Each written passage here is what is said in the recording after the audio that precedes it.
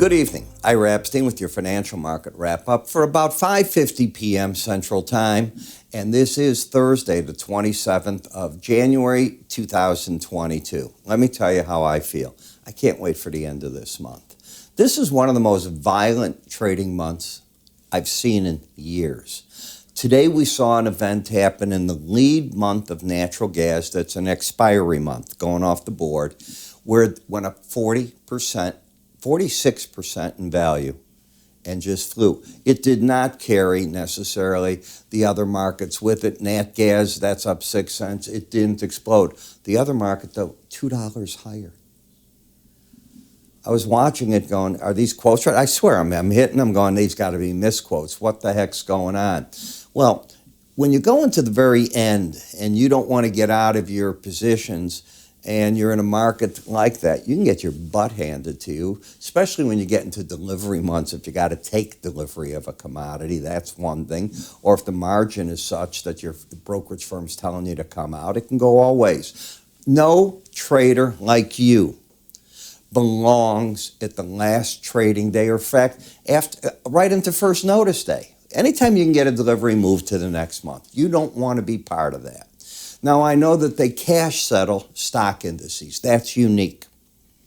Don't play these other games. You are playing with fire. How do I know? I've had clients over the years that have played with the fire. They don't make money as a group. There may be an event where they do once or twice, but typically you're in the other man's backyard. Where are you going to feed those cattle? Because it is live cattle you're taking delivery. Where are you going to take the crude? Remember, when the delivery came in the crude and it went to a negative price, there was nowhere to store it. It's not a cash settlement. What are you going to do with these products? Well, where are you going to get the natural gas? Why do the people stay in those? Stupidity. Okay? Stay until the last minute? Nah, it's craziness. Okay. So, today I'm reading a report, and it's as I just said, it's 5:50. Maybe I read the report at 4:20 today. And I'm going through my market watch, which is part of Dow Jones and the Wall Street Journal, and I'm reading about the LA ports. And they're talking about how much the shipments have declined, how bad the situation is. I'm the first guy I know talking about this. They're the first ones that wrote the story. Now I'm the first one bringing it out here. Weren't we just told by everybody that the ports are cleaned up, the mess is getting taken care of, they found ways to move those trailers? Wait till you read my report tonight and you see how terrible the situation is at the Port of Los Angeles. These people should all be fired. The politicians got to get out. The good news is that creates a tailwind for inventory demand.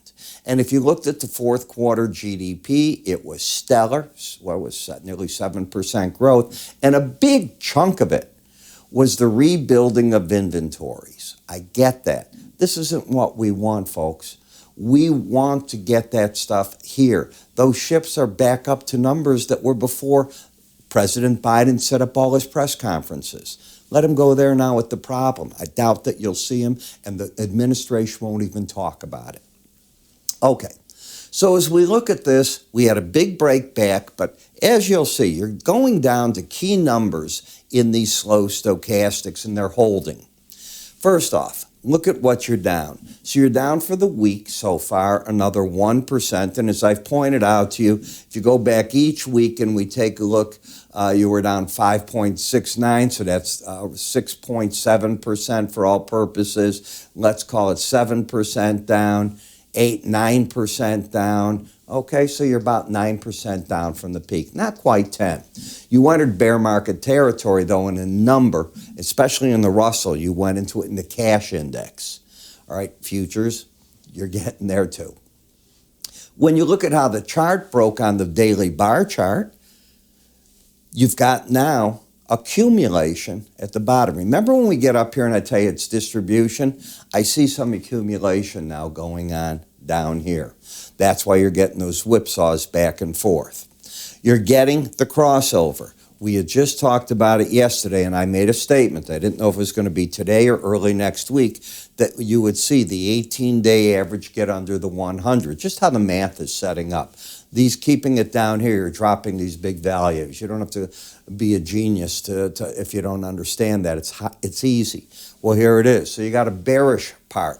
Very solid resistance should this market decide to pick up and rally into that 45.50 zone. So that's one thing I'm looking at. The 200 days the most logical for it to come up and fight a battle with, because as it got through everything, it's got to make it through the layers of what was support resistance now right through here. So 44.14 and a half, first resistance zone, about, what is that going to be, about 70 points higher than where we're at right now. You get there, you fall back, but look what's holding the market suddenly. So I can see reasons where the market's trying to establish and get some accumulation. That's not bullish, but it's no longer as bearish as it was. You're oversold. You're not embedded. That's not as bearish. So we are in a downtrend. Resistance is at 44.14 and a half. Should the market clear 44.46.20, then I think you can get up into those numbers. There's nothing I see on this chart that says we're going back up here. That's the most important thing. So now it's a question of, yes, you can overshoot some resistance points, but I don't see anything to suddenly turn the market back into a major bull market. A lot of people are also caught. So as those people are caught, they start putting in orders. Well, I'd like to get out and cut my losses.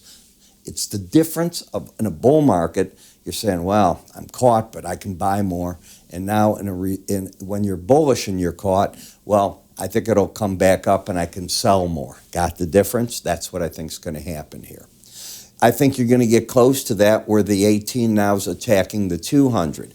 It's already underneath this one, and when you got under it, if you'll notice, it added the selling pressure to the market. It starts capping where the market can go. That's just natural. The followers of moving averages do those type of things. This market is still embedded. So the pros, and they haven't had a chance yet, will they sell at the first rally that comes up since we've gotten past the Fed day? So this is today, Friday, Thursday, Fed day was right here. The market, all it did is rally up to the key average. If you take my enhanced Bollinger Band course, went right there and it fell back as it should have. Now we'll see if the people want to sell that average again. If you stay embedded, I say they will. In the Dow, no. This is an oversold market, about to get early next week, could happen close tomorrow, but early next week, the 18-day average is going to get under the 100, and then its target is going to be the 200 in short order. You'd have to get a big, is that enough big rallies to stop that from occurring? I don't think it will. So rallies back into that area, we'll take a look. Now, if you get over this high of 34,699, that negates the downtrend. And let me tell you one of the things I'm thinking. I'm thinking that's going to happen in some of these markets, that you're going to negate this, go into a trading pattern, and then resume the downtrend again. That's part of what I'm looking for early on until we get maybe to the point where the first real rate hike comes. So we could get a relief rally now that we got time between then. Then we get our first rate hike. The market gets nervous again. But then it stops discounting that and it goes back to look at the fundamentals. And the fundamentals of the U.S. economy are not all that bad. They're great. But first, in the stock market for investments, the PE ratios had to come down. And that's what you're seeing. In the Russell, just walking away. Now, I feel pretty good. When the market did this and broke out, what did I tell you? Go back. All my YouTube videos are there. I'll stand on them. On the way up, I said it's going to be serious resistance here, and watch out here. If you get two breakouts where you're in the lower part of the range, 1, 2, outside the Bollinger Band, until you take out that high, this becomes the top. And now that's the power to break the market. And I realize it's oversold, but that's what I teach in charting. And you tell me what this market did. And, you know, that's what I teach. So it's done that. It's embedded. I think the pros will sell it. I think they'll come out of their shorts when the red line's over 21. But I doubt seriously you're getting back over those highs anytime soon. In the VIX cash, you're not panicking in the VIX. You've pulled back into the Bollinger Bands. You could get a drop here, but remember, the support's all going to move up. It's no longer going to be at 12 to 15. It's starting to find a higher home from 15. Maybe it's going to be towards 18 or 20. So the game is changing, and more risk is coming into the game as well. In the bond market, you don't fight when you lose an embedded reading. When you lose an embedded reading, you typically get back to the 18-day average of closes, and that's what you're doing. Is there anything bearish on this chart as a chartist? No. But here's what I think's happening. I think you're going to wrap these Bollinger Bands that's got the beginning of it to going sideways again in a pattern that might be something like back here. And those bands start narrowing. Maybe the market's in a pause on interest rates for the moment. I'm seeing the same potential. It's not there yet in the 10-year, but it's certainly, you've got the trend up, the bias down, and you've got flat momentum in the market. In the dollar index, today was just a runaway. And I'm a guy that had clients long the dollar, but I don't believe in going through the Fed meeting. I'm not going to change my approach because, as I said, I'm Mr. Swiss cheese. Everything that could ever go wrong and breaking rules you set happens to this individual. And this market's up, but now that it's over with, okay, do you ever buy over a Bollinger Band? Not on my watch. That doesn't mean it can't go higher. It's not a good play. You only stay 5% of the time over it. That doesn't mean the band's not going to move higher and you could drop over on the right-hand side. The edge isn't there for you. You take a look at what's happened in the past, and the market gives you a better spot of entry. That's what I'll wait on. And it's the flip-flop in the euro. You don't sell under that, especially when you're not embedded in the market. But there's no condition I tell clients to be short under or be long over a Bollinger Band.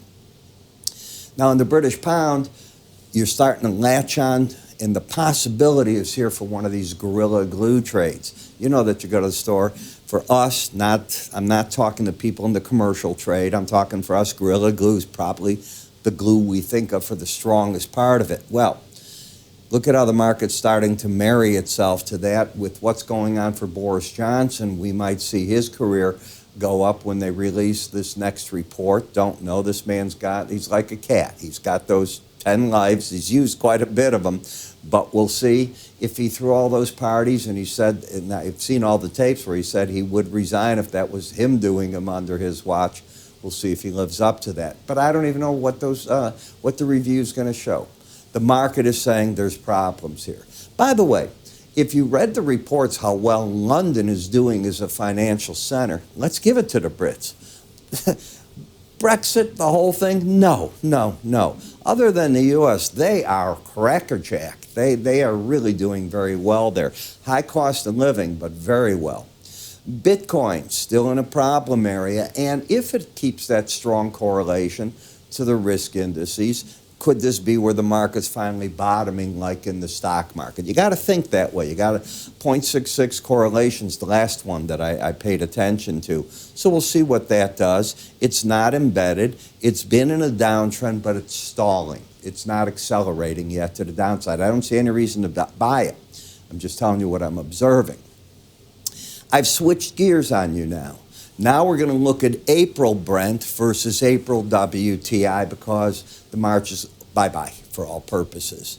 So here's your resistance. 298 difference. Still, they've narrowed in. You get bounces, but they've narrowed in the difference. Here's the Brent here. You've got the market with an outside day down that took out that low. Then it started back up. And in the process, did it ever lose its embedded status? So right here, let's get to the day where it tried. This is 79.15. The way I teach it, it did not lose the embedded status. It regained it no matter what here. And I call that a bear trap if you think it did. Take my course, you'll understand why. And then the target becomes the upper Bollinger Band, which you haven't yet hit, but it is still an open target. There's some window envelopes up there too.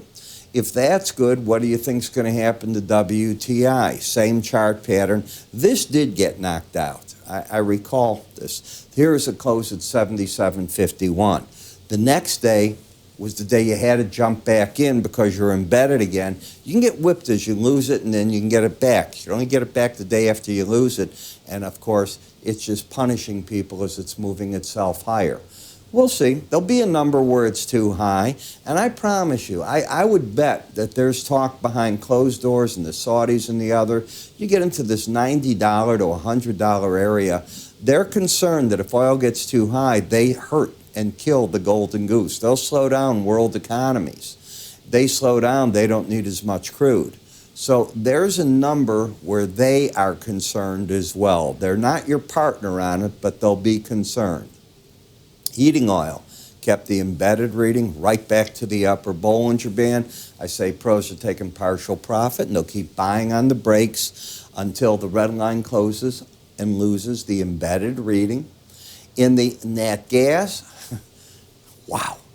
The one thing I said in today's live webinar, we had a lot of people in that webinar today, by the way. It was a great one. I told them I think this is an untradeable market. And with the gain of $2 today almost in the lead contract that went off, how bad is that? It's been down, back up. It's just too volatile to trade.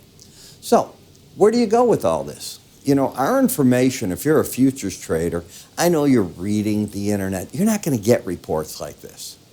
These are written by pros. They're going to tell you who's doing the buying and selling for the day. We analyze it.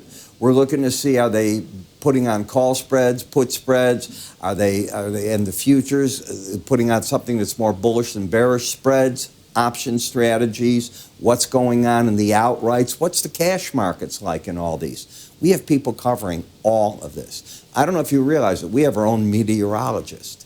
Have had it as long as I've been with Linn. And then we hire outside ones, and we put out 2 different reports on this. A lot of help for the grain, the energy markets. You need that if you're in the futures game. How do you see what we give to our clientele, our trading that have futures accounts with us? Just right here, www.iraepstein.com. Go up to free offers, sign up. We'll make sure you get to see it for a while. I'm Ira. You have a good day.